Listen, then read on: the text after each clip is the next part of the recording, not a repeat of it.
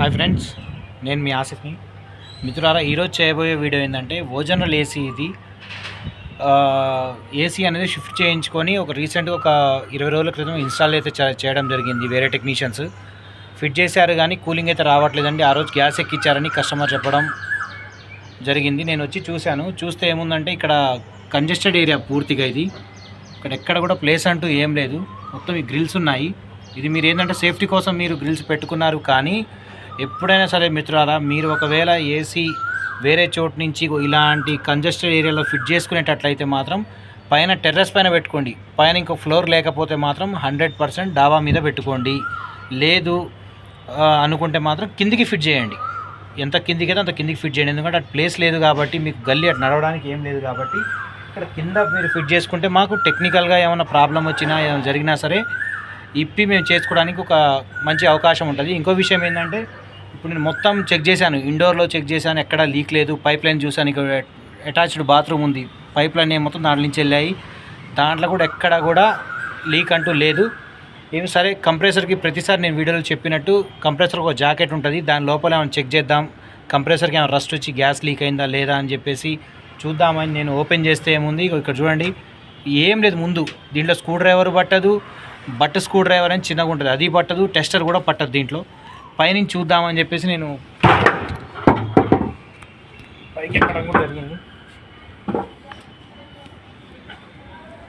చూడండి, కంప్రెసర్కి అనేది జాకెట్ అనేది లోపలైతే ఉంది ఫిట్టింగ్ చేసి కంపెనీతో పాటు. ఇప్పుడు నేను ఆ జాకెట్ అనేది తీయాలి, ప్లస్ ఆ లీకేజ్ ఉందా లేదా, లేకుంటే కంప్రెసర్ ఏమైనా రస్ట్ వచ్చిందా లేదా అనేది కూడా నేను చూడడానికి ప్రయత్నించాలి. ఇక్కడ ఎక్కడ కూడా కొద్దిగా కూడా ప్లేస్ లేదు. ఇటు గ్రిల్లు, ఇటు అవుట్డోర్ రెండు తగులుతున్నాయి. ఇప్పుడు నా పరిస్థితి అయోమయంగా ఉంది. కస్టమర్కి దాంట్లో లీక్ ఉంది అని చెప్పలేకపోతున్నాను.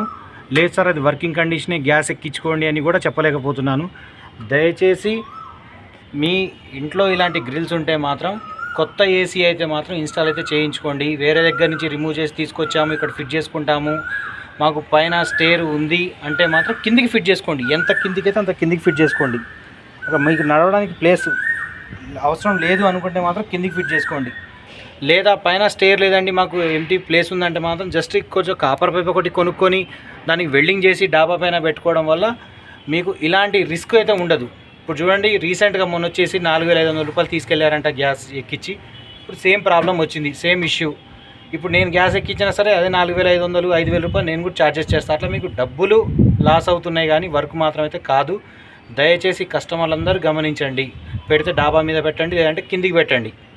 లేకపోతే కొత్త ఏసీ అయితే మాత్రం ఇలా గ్రిల్స్ దగ్గర పెట్టండి. ఇబ్బంది అయితే ఏం లేదు. మీరు సేఫ్టీ సైడ్కి పెట్టుకోవడం గ్రిల్స్ చాలా చాలా మంచిది, కానీ ఇలా ఉంటే మాత్రం పెద్ద రిస్క్. ఇది ఏమో వదిలిపెట్టడానికి ఏమో మనసు ఒప్పట్లేదు, లేదా వర్క్ చేద్దామంటే మాత్రం పరిస్థితి ఈ విధంగా ఉంది.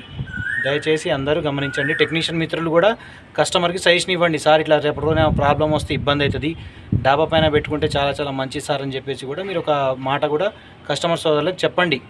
చెప్తే కస్టమర్లు కూడా అర్థం చేసుకుంటారు. Okay, right. Thank you friends.